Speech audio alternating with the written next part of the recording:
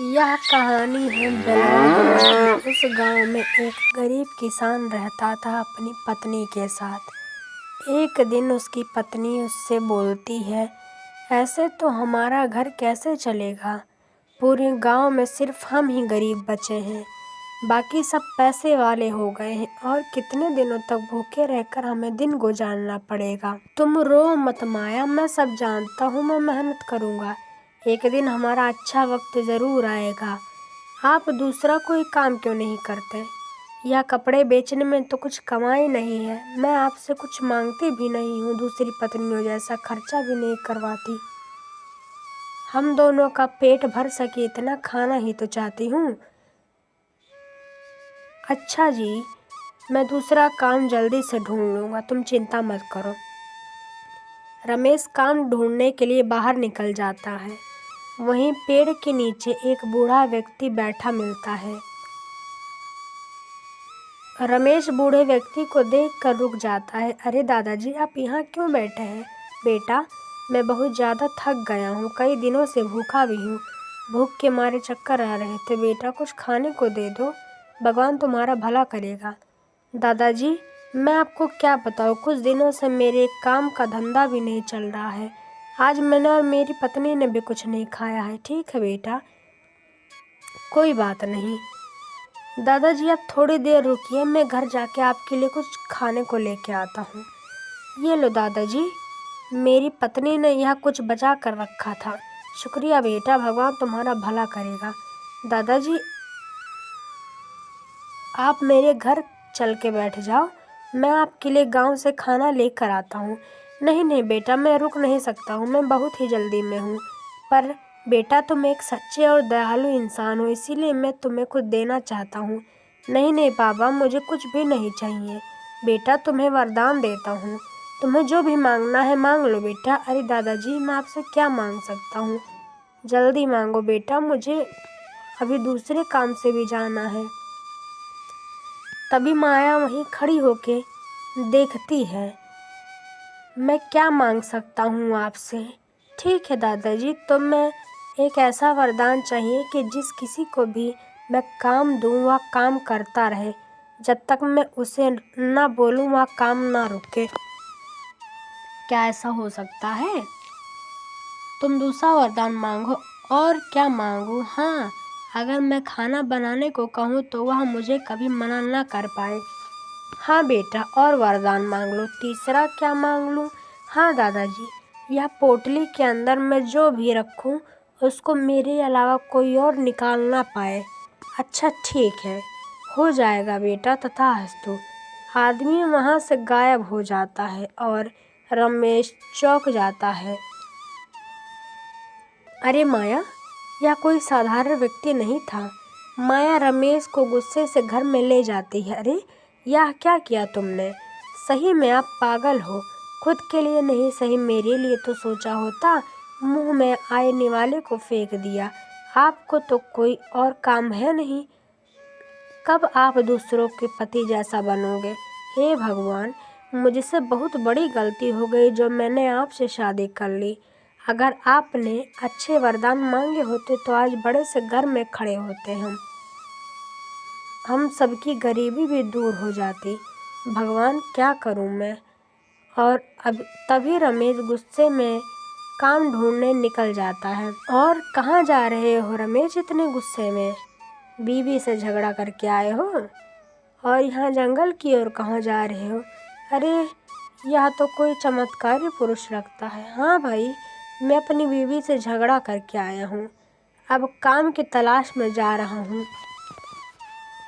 अरे भाई, तुम बहुत आगे की मत सोचो, नहीं तो बहुत बुरा हो जाएगा तुम्हारे साथ। अरे यह क्या?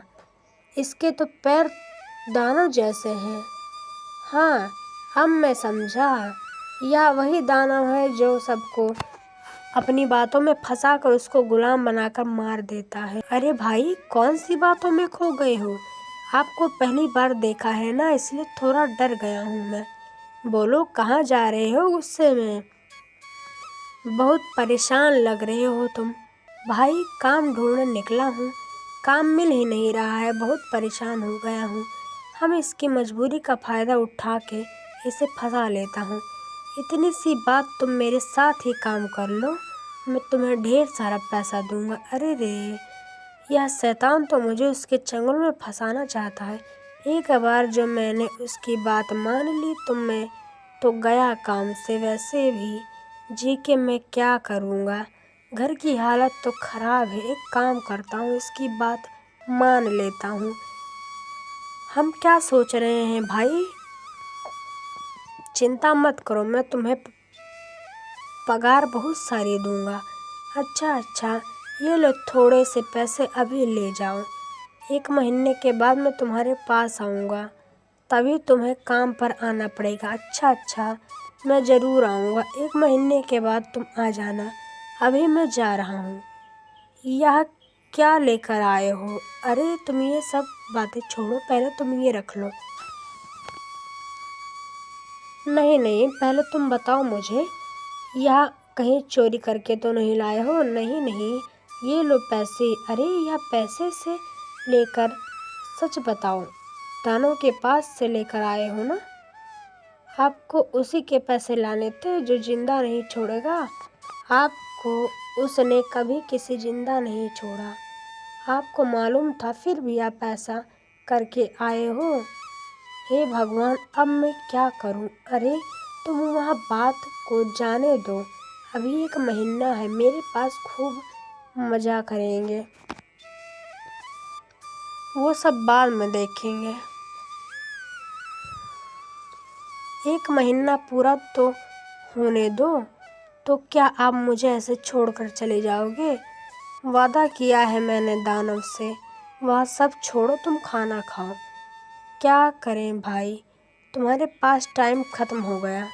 अरे यह शैतान आ गया, अब मैं क्या करूं? हाँ, याद आया, वो दादाजी ने जो वरदान दिए थे वह आज काम आएंगे। हाँ, मुझे भूख लगी है, कुछ खाना बनाकर खा के जाते हैं। पर मुझे खाना बनाना नहीं आता है। क्या तुम मुझे खाना बना के खिला सकते हो? हाँ, लाओ बना देता हूँ। दानों को खाना बनाते हुए देख बहुत देर हो जाती है। दानों खाना बनाता ही जा रहा था। अरे यह क्या हो रहा है मेरे साथ, मैं उठ क्यों नहीं पा रहा हूँ? जरूर यह इंसान कोई जादूगर है। कैसे हो भाई, क्यों उठ नहीं पा रहे हो क्या? हाँ, मुझे मालूम है कि तुमने कुछ किया है, मुझे जाने दो। इसके बदले में तुम्हें बहुत सारे पैसे दूंगा। मैं 3 महीने बाद आऊँगा, तो फिर लाओ पैसे, और 3 महीने के बाद ही आना। अजी तुम आ गई, ये लो पैसे और इसे रख दो। अरे दानव वह आया था ना मुझे लेने, लेकिन मैंने भी उसी दादाजी के वरदान में फंसा दिया। मैंने उसे छोड़ने के लिए पैसे लिए और अब वह 3 महीने बाद आएगा मुझे लेने। अरे तो वह वापस आपको लेने आएगा, चिंता ना करो माया, वह सब बाद में देख लेंगे।